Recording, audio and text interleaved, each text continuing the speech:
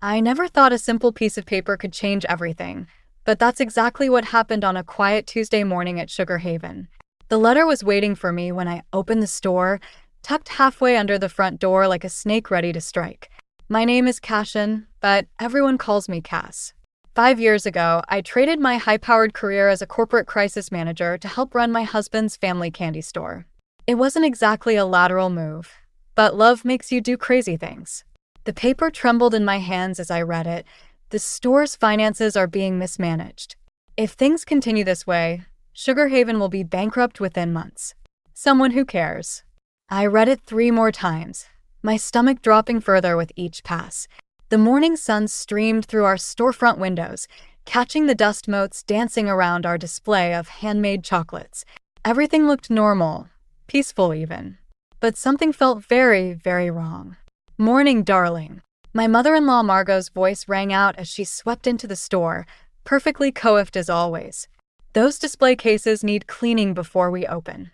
I quickly stuffed the letter into my pocket. "Margot, do you have a minute? There's something we should discuss." She barely glanced my way, busy adjusting a row of lollipops. "Can it wait? The morning rush will start soon. It's about the store's finances, Dash." "Oh, not this again." She turned to face me, her smile tight. "Cashin, dear, I've been running this store since before you were born. Everything is fine. But what if it's not? Maybe we should look at the books together, Dash." "The books are my responsibility," she cut in sharply. "Your job is to manage the front of house and keep the customers happy. That's what you're good at." The bell above the door chimed as my husband Eli walked in, bringing with him the scent of coffee and his usual easy smile. "Morning, loves." "Mom, those new display cases you ordered arrived. They're gorgeous." "New display cases?" I asked. "I thought we agreed to hold off on any major purchases this quarter." "These were necessary," Margot said smoothly. "First impressions matter in retail. Speaking of which, I've hired a new assistant to help with the afternoon rush. Lila starts tomorrow." "Wait, what?" I stared at her. "We didn't discuss hiring anyone." "We're discussing it now," she replied with a smile that didn't reach her eyes. "Eli agrees we need the help, don't you, sweetheart?" Eli nodded, already distracted by his phone. "Whatever you think is best, Mom." I watched them, this mother and son duo, who could so casually make decisions that affected all of us without even consulting me. The anonymous letter burned in my pocket like a hot coal. "I need to check something in the office," I said, turning away before either could respond. As I walked to the back of the store, I heard Margot's voice. "Oh, and Eli, dear, remember we have that meeting with the bank tomorrow."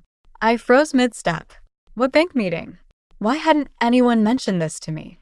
Standing there among the shelves of candy and childhood dreams, I suddenly felt like an outsider in my own life. Something was happening at Sugar Haven, something beyond normal family business drama. The letter writer knew it, and now I knew it too. I pulled out my phone and texted my friend Claire, who'd quit working here 6 months ago. "Need to talk. Something's not right at the store." Her response came quickly. "Finally figured it out, huh? Meet me for coffee after your shift. There's a lot you need to know." I slipped my phone back into my pocket, my heart racing. Whatever was going on, I had a feeling this was just the beginning. And for the first time since leaving my old career, I felt that familiar surge of adrenaline that came with unraveling a crisis. "Game on, Margot. Game on." Claire was already waiting at our usual corner table in Brewster's when I arrived, 2 steaming mugs in front of her. The afternoon sun caught the worry lines around her eyes as she watched me approach.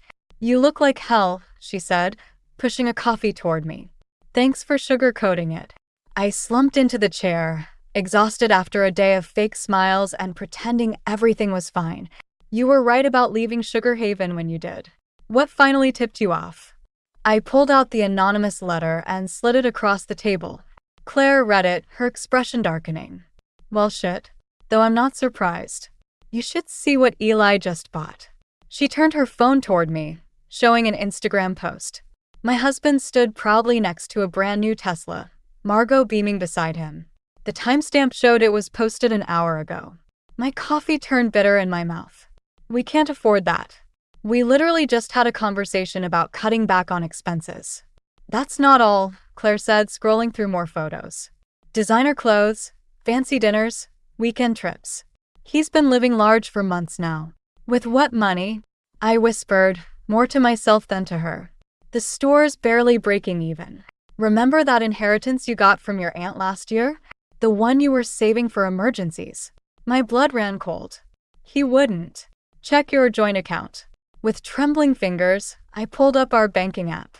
The inheritance money was still there, but there was something else, a series of large transfers from our business account to an unfamiliar number.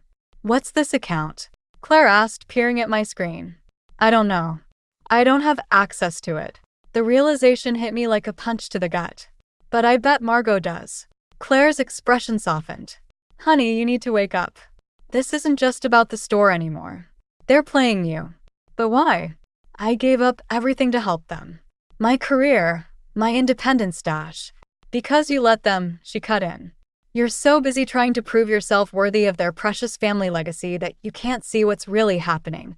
Before I could respond, my phone buzzed with a text from Eli. Where are you? Mom needs help with inventory. She needs help with inventory because she just fired 2 more experienced staff members last week, Claire said, reading the message upside down. Replace them with minimum wage teenagers who don't know a truffle from a Tootsie Roll. I stood up, gathering my things. I should go. Cass, wait. Claire grabbed my wrist. Remember when I quit? It wasn't just because of Margot's attitude. I found something in the office files, something that didn't add up. But when I tried to tell you, you weren't ready to hear it. And now I think you are. Meet me tomorrow morning before the store opens. Bring your laptop and the store's tax returns from last year. I hesitated. Those are in Margot's office. She keeps it locked. Claire's smile was sharp.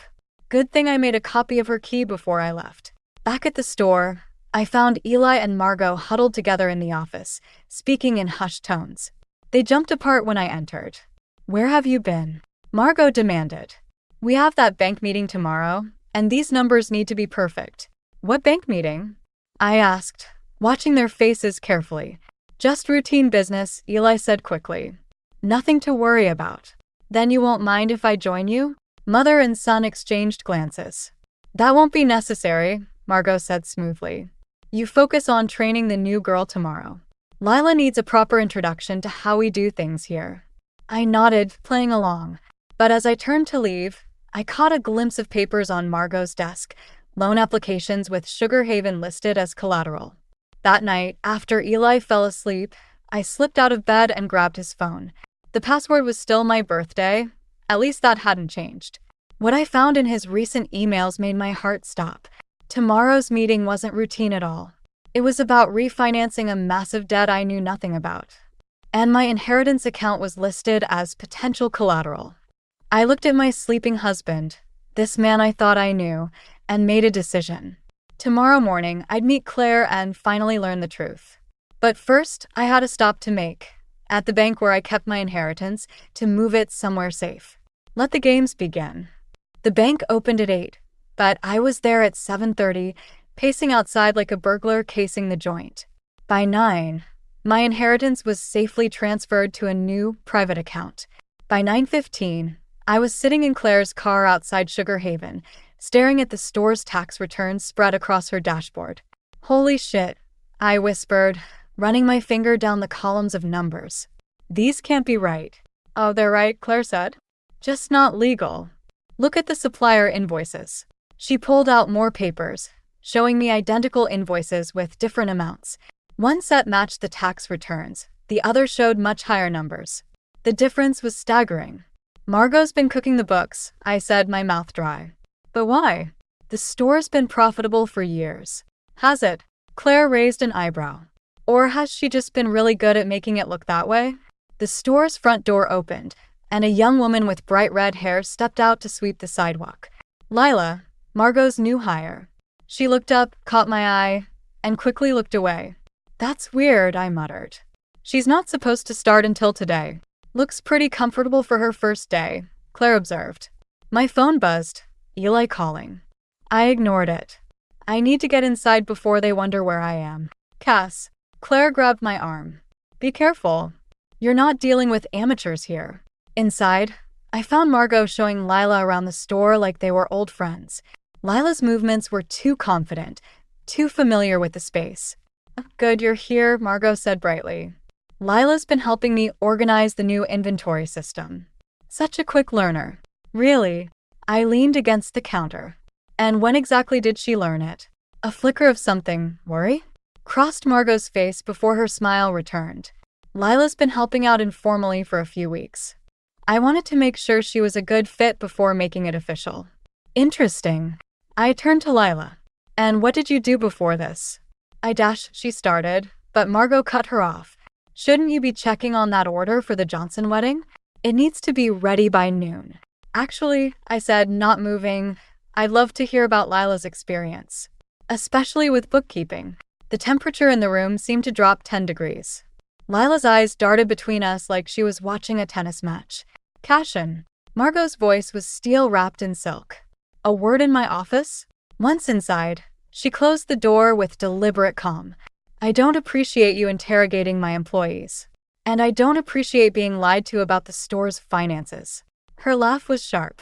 What are you talking about? I pulled out my phone, showing her the photo I'd taken of the doctored invoices. Want to explain these? The color drained from her face. Where did you get those? Does it matter? What matters is what they show: fraud, tax evasion, and God knows what else. Is this why you've been pushing so hard to get access to my inheritance? To cover your tracks. You don't understand, Dash. Then make me understand. I slammed my hand on the desk. Because from where I'm standing, you and Eli have been systematically lying to me while trying to steal my money. The office door opened. Eli stood there, his face ashen. Mom? The bank called. They're denying the loan. Margot sank into her chair. That's not possible. We had an agreement. They found irregularities in our paperwork. His eyes met mine. What did you do? Me. I laughed, the sound hollow. Why don't you ask your mother about the fake invoices? Or better yet, ask Lila. She seems to know more about this place than I do, and I'm supposedly co-managing it. Cass, please. Eli stepped toward me. Whatever you think is happening, Dash. Stop. I held up my hand. Just stop lying. I moved my inheritance this morning. You can't touch it. Margot's head snapped up. You what? And I have copies of everything. The real books, the fake invoices, all of it. So here's what's going to happen. Either you both start telling me the truth right now, or I walk straight to the IRS. The silence that followed was deafening. Finally, Eli spoke, his voice barely a whisper. Mom, tell her. Margot looked between us, her carefully constructed world crumbling. When she spoke, her words hit me like physical blows. Sugar Haven has been insolvent for 3 years. Everything, the loans, the fake books, it was all to keep us afloat until we could access your inheritance. And Lila, my accountant's daughter, she's been helping us manage the situation. I looked at my husband, this stranger wearing Eli's face. How long have you known? His silence was answer enough. I spent the night at Claire's, ignoring the flood of texts and calls from both Eli and Margot. By morning, I had 18 missed calls and 1 email with the subject line, Family Emergency Meeting, 9 a.m. The irony of them finally including me in a meeting wasn't lost on me. When I walked into Sugar Haven at exactly 9, the store was still dark. Voices drifted from the back office, sharp and urgent. I found them all there, Margot behind her desk, Eli pacing, and Lila perched nervously in the corner with a laptop.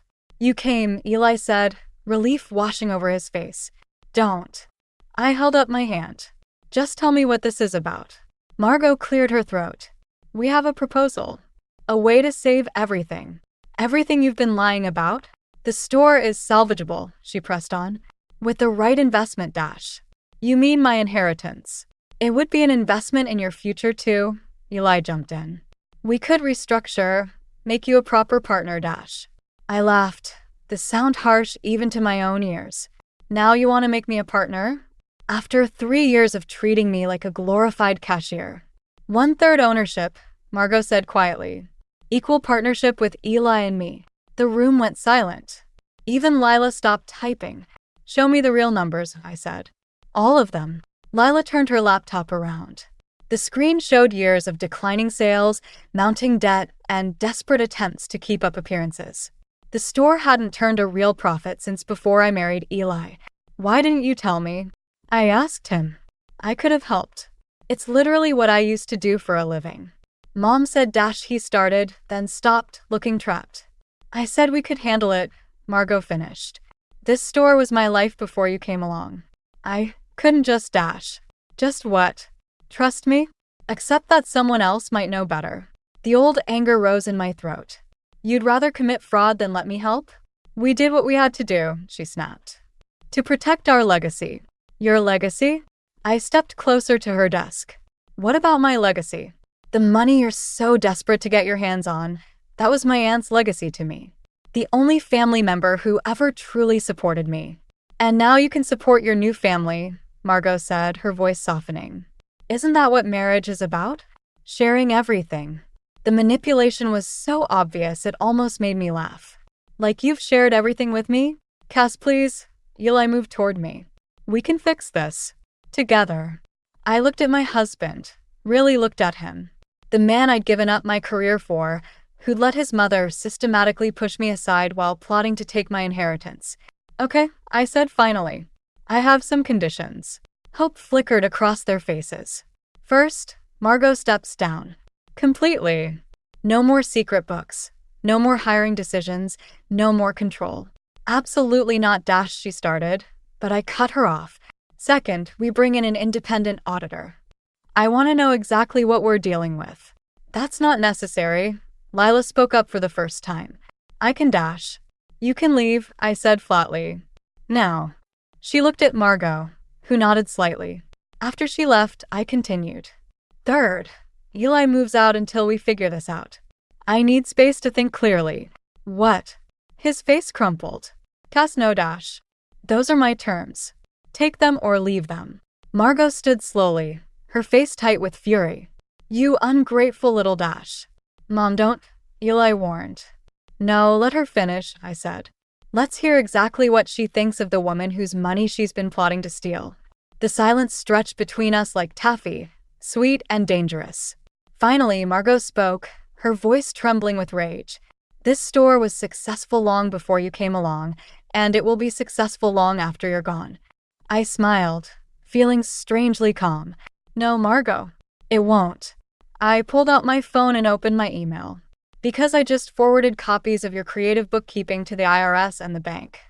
I'm sure they'll find it fascinating reading. The color drained from both their faces. You're bluffing, Margot whispered. I turned to leave, pausing at the door. Want to bet your legacy on that? I couldn't sleep that night, so I went back to Sugar Haven around midnight to clear my head. The store always felt different after hours.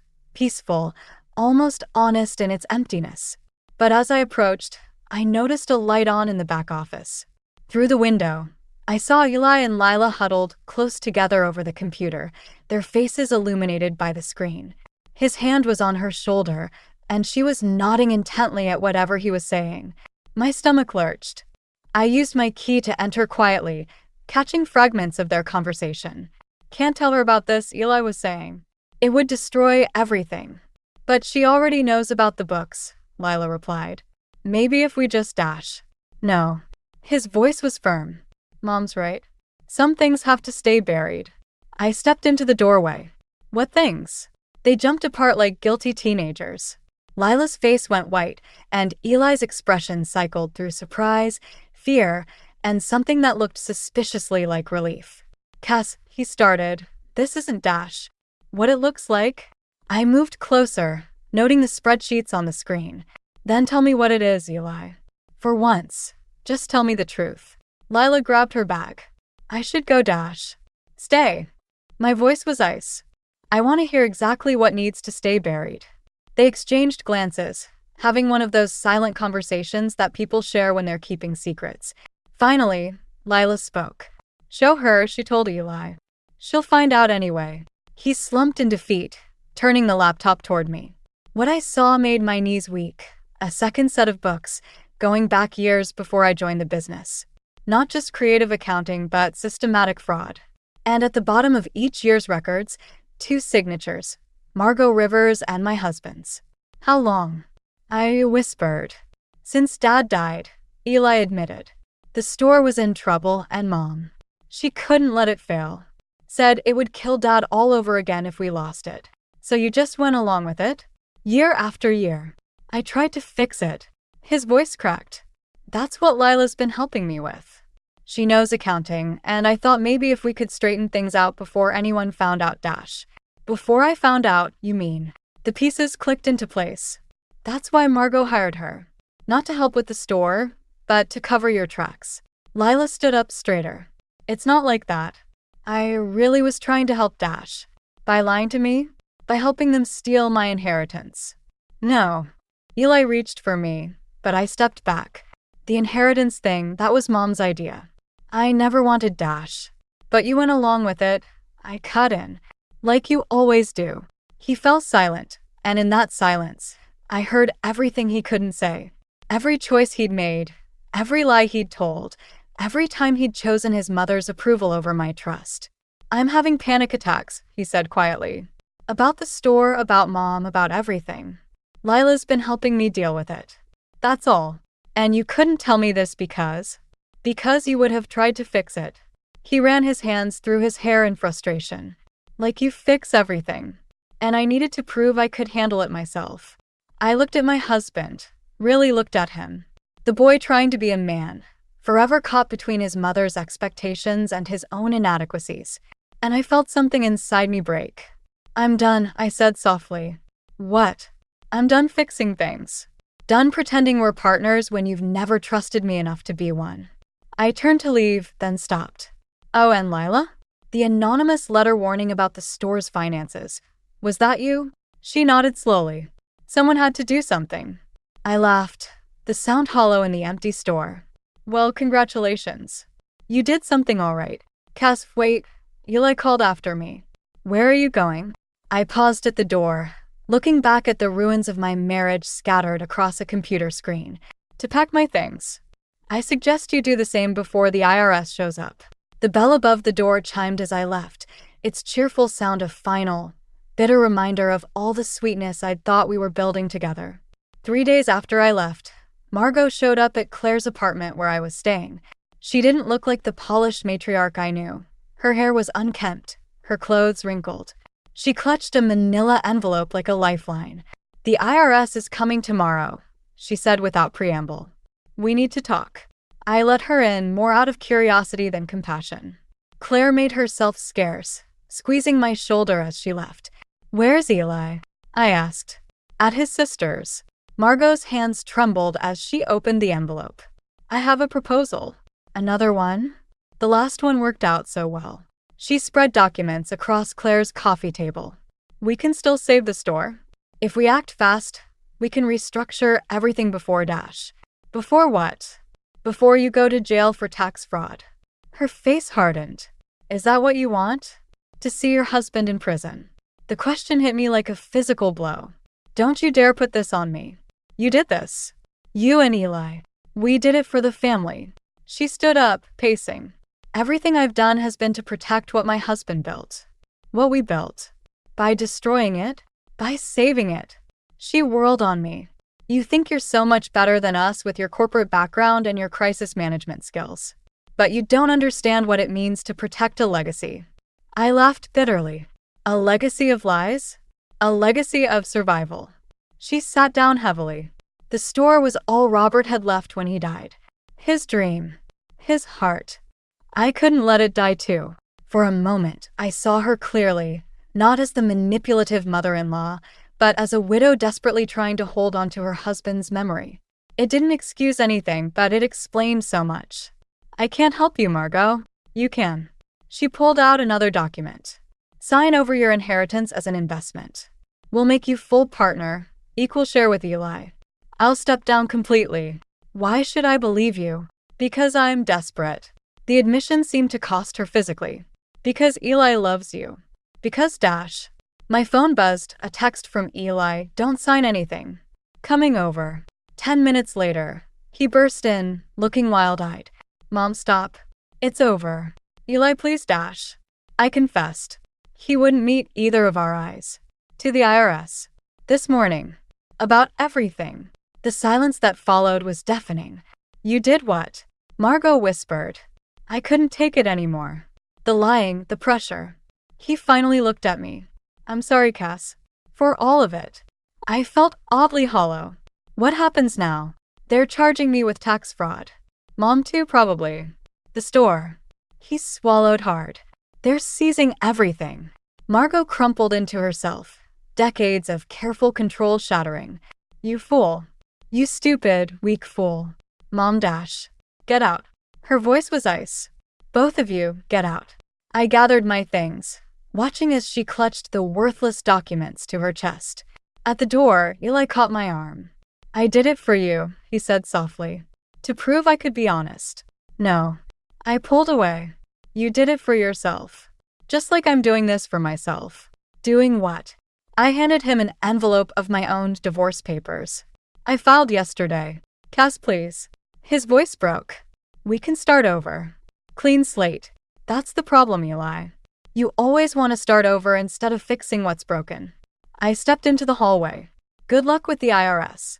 Behind me, I heard Margot's quiet sobs and Eli's attempts at comfort. The sound followed me down the stairs, a requiem for all our broken dreams. Outside, my phone buzzed again. An email from my old firm responding to the resume I'd sent last week. Position available immediately. When can you start? I looked back at Claire's building, where the remains of my marriage were scattered across a coffee table. Then I looked at my phone, at the chance to reclaim my old life. Sometimes the sweetest revenge isn't revenge at all. It's simply walking away. I typed my response. I can start tomorrow. The news broke on a Tuesday morning. I was settling into my new office at Crawford & Associates when my phone exploded with notifications. Sugar Haven's windows were papered with official seizure notices, and local news crews clustered outside like vultures. I shouldn't have gone, but something pulled me there. Maybe closure, maybe morbid curiosity. By the time I arrived, Margot was giving an impromptu press conference on the sidewalk. This business has served this community for 3 generations, she was saying, her voice steady despite everything. We will fight these baseless accusations, dash. Baseless? I couldn't help myself. Is that what we're calling tax fraud now? The reporter's head swiveled toward me like hungry sharks scenting blood. Margot's face went white. Cashin, this isn't the place, dash. Actually, it's the perfect place. I moved closer, feeling the cameras following me. Why don't you tell them about the 2 sets of books? Or how you tried to steal my inheritance to cover your tracks? You vindictive little dash, she caught herself, aware of the audience. Everything I did was to protect this store. No. I was surprised by how calm I felt. Everything you did was to protect your ego. The store was just collateral damage. Like you're any better? Her composure cracked. You ran back to your corporate job the minute things got difficult. You never cared about Sugar Haven. I cared enough to tell the truth. The truth? She laughed bitterly. The truth is, you were never good enough for my son or this family. You were just waiting for an excuse to destroy us. Mom, stop. Eli pushed through the crowd, Lila trailing behind him. This isn't helping. Oh, look who finally showed up, Margot sneered. The prodigal son and his little accomplice. Lila stepped forward. Actually, I'm here as a representative of the IRS investigation team. She pulled out a badge. We have some additional questions about certain transactions. The silence that followed was deafening. Margot's face cycled through shock, betrayal, and finally, defeat. You were working for them? She whispered. All this time. Since the first red flag was raised, Lila confirmed. Though your daughter-in-law's evidence made our job much easier. Margot turned to me, realization dawning. The anonymous letter. That was you. No. I smiled slightly. That was Claire. Turns out she kept better records than you did. You planned this, Eli said quietly. All of it. Actually, I didn't. I just stopped covering for you. I looked between them, my husband and his mother, united in their delusions until the very end. You did this to yourselves. Please, Margot's voice cracked. We can still fix this. Together, as a family dash. We were never a family. I turned to leave, then paused. Oh, and Margot? The store's success wasn't your legacy. The truth is, it was failing long before I came along. You just couldn't admit it. As I walked away, I heard Lila beginning to read them their rights. The reporters shouted questions, their cameras flashing like lightning in a storm. but I didn't look back. My phone buzzed, a text from Claire. "Karma's a bitch, isn't it?" I looked up at the Sugar Haven sign, remembering the day I'd first walked through those doors, full of hope and dreams of family. Now those dreams lay shattered like sugar glass, but something stronger had emerged from the wreckage. Me. Another text came through, this one from Eli. "I never meant for any of this to happen." I typed back, "I know. That's the problem." Then I blocked his number, straightened my jacket, and walked toward my car. Behind me, I could hear Margot's voice rising in protest, Eli's attempts to calm her, and the steady click of handcuffs. Sometimes the sweetest revenge isn't about destroying your enemies. It's about walking away and letting them destroy themselves. I had a meeting to get to, after all. Life goes on, even when fairy tales end. And this time I was writing my own story. 1 year later, I stood outside the empty shell of Sugar Haven, watching workers take down the sign that had hung there for 3 generations. The late autumn wind carried the scent of dying leaves and change. Claire joined me, 2 coffee cups in hand. Feeling nostalgic? Not really. I accepted the coffee, noting how the storefront's faded paint matched the gray sky. Just thinking about karma. Speaking of which, she nodded toward an approaching figure. Eli, looking older and thinner, his designer clothes replaced by worn jeans and a work shirt. "I'll give you 2 a minute," Claire said, squeezing my arm before walking away. Eli stopped a few feet from me, hands shoved in his pockets. "You look good. Corporate crisis management suits me better than candy." I studied him. "How's your mother?" "Living with my sister in Ohio. The court-mandated therapy is helping." He cleared his throat. "The sentencing is next week." I nodded. We both knew he was facing probation while Margot would likely serve time. The justice system had its own sense of karma. "I got your email," I said. "About the new business venture. It's different this time." He pulled out a business plan, clearly prepared for this moment. A small bakery, completely transparent finances. No family involvement. "I've been taking business classes, learning to do things right." "Why tell me?" "Because you were right. About everything." He looked up at the empty store. "I spent so long trying to protect something that was already broken. I broke the only thing worth saving."